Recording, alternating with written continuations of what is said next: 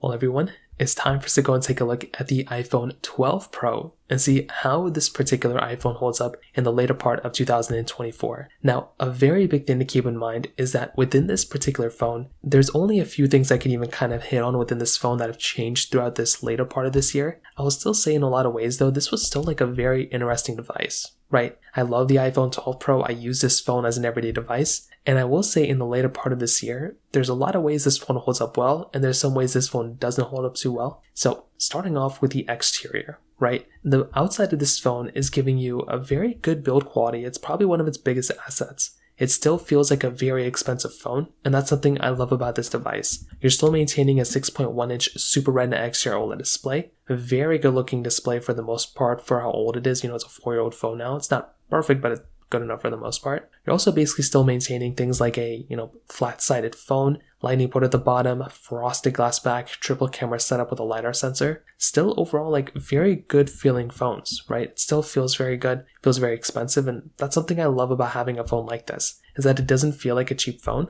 And I think that's a really big asset for this type of device. Like if you're going to go through and pick up a phone like this, you're going to be getting a device that still holds up very, very well when it comes down to that build quality standpoint. When it comes down to things that have changed since the beginning part of this year or since the middle part of this year, number one, we did end up basically getting this next version of software, which was iOS 18. Now, iOS 18 has been holding up fairly well on this phone. It hasn't been perfect, but I think it's been getting a pretty decent job done for the most part. And I think that's a really nice thing going on for this type of device. Like if you're going to go through and pick up a phone, you're basically going to be getting a phone that has been holding up fairly well, I would say, from a, iOS version update. So we're getting a lot of new features and improvements. The only thing that is kind of annoying a little bit is that you're basically not getting all the newest, coolest improvements within iOS 18. So there's a lot of things within iOS 18 that I'm not the biggest fan of, but I would still say for the most part, if you're going to want the next version of software this thing is going to be giving it to you. The only other thing I could think about too is that as a whole, iOS 18 on the iPhone 12s is a little bit slower than on iOS 17. So if you don't mind having a little bit of a slower device for more features, then that might be just one thing you're going to have to keep in mind within that particular update as well. But once again, not the biggest thing in the world, but just one thing you're going to notice from that particular side. Now beyond that, another thing to keep in mind here too is with the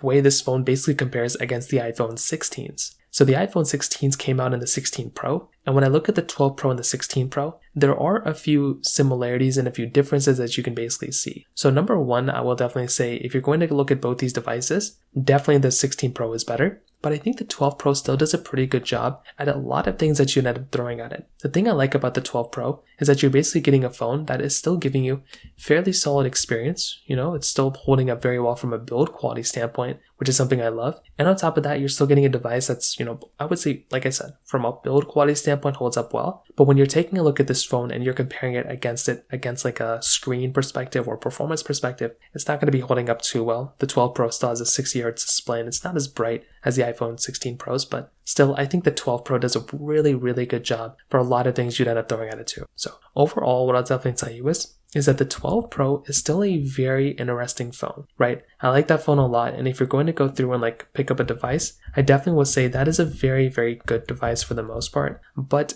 I would also recommend if you're in the market, I would probably recommend spending a little bit more money and getting an iPhone 13. That one might be a better device for a lot of people. I think that one is probably going to be the better one with more capability and more quality, and that's kind of that's the device I'd probably recommend more people to buy. So in terms of that kind of covers it up there. If you have any other thoughts or questions, please let me know in the comment section below. Hit the like button, that would mean so much, but definitely hit that subscribe button. More importantly than everything else, I love every single one of you guys. Hopefully I'll catch you guys in the next video. Peace out till